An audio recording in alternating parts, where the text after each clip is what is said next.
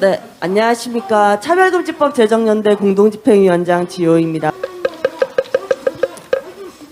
뉴스로 보기는 했는데 막상 현장에 오니까 좀 많이 힘드네요. 1992년 1월 8일에 처음 시작했던 수요 시위가 30년째 이어지고 있습니다. 30년 전 이 사회의 날선 시선을 뚫고 위안부 피해 사례를 증언하고 문제 해결을 촉구했던 그 이후에 정말 오랜 시간이 흘렀습니다. 그동안 포기하지 않고 꾸준히 목소리 내어온 피해 생존자들이 인권 운동가가 되어 꾸준히 목소리 내기까지, 이것은 기나긴 투쟁의 시간이기도 했지만 한편으로 지금까지도 이 문제가 제대로 해결되지 않고 있는 참담한 현실의 진행이기도 합니다. 지금 머나먼 우크라이나에서 들려오는 전쟁 소식에 우리는 함께 분개하면서 러시아의 전쟁을 멈춰줄 것을 강력히 요구하고 있습니다. 이미 지난 역사 속에서 전쟁이 남기는 고통과 피해의 상흔을 우리는 알고 있습니다. 또다시 그런 역사가 반복되지 않아야 한다는 점을 모두 공감하고 있습니다. 그렇기 때문에 우리는 전쟁을 반대하고 평화를 촉구합니다.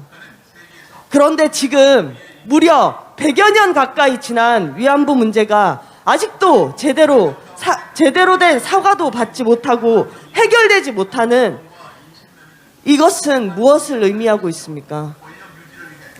전쟁의 상처가 지속되는 한 전쟁은 끝나지 않았습니다. 지난 과거에 대한 반성 없이 온전한 평화는 오지 않습니다. 지금의 전쟁에 반대하듯이 이전 세대로부터 이어져 오는 이 전쟁, 이제 끝내야 됩니다. 사실 이제는이 아니지요. 이미 진작에 끝났어야 하는 문제입니다. 일본 정부는 부끄럽지 않습니까? 한국 정부는 부끄럽지 않습니까? 오늘 와보니 일본 정부만, 한국 정부만 부끄러워해야 하는 문제는 또 아닌 것 같습니다.